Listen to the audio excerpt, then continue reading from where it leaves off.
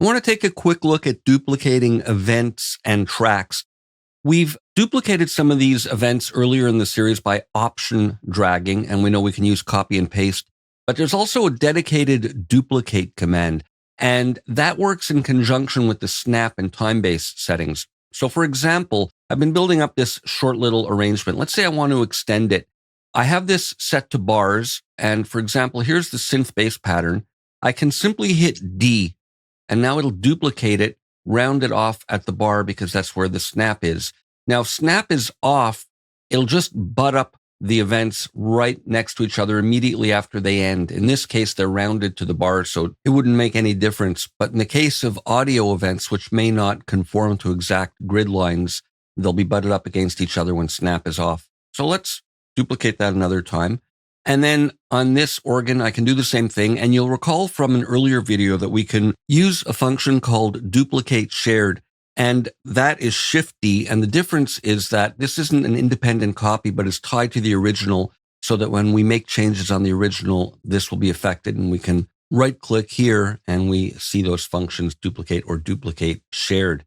Now we can duplicate tracks as well. So for example, I imported this guitar and I brought in an instance of Ampire. And let's say I want to duplicate this track because I have more guitar tracks or events to bring in and I want to use the same sound. I can go under track and I can go duplicate. And now I have a complete duplicate of it with the same settings. I'm just going to hit Command Z to undo.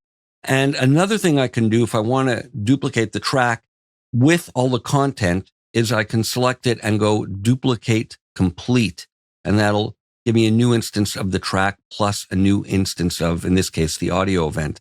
And again, I'm going to hit Command Z to undo. Just want to show you another quick way to do it. We can Command click and drag up or down, and that'll create another copy again with all the insert effects.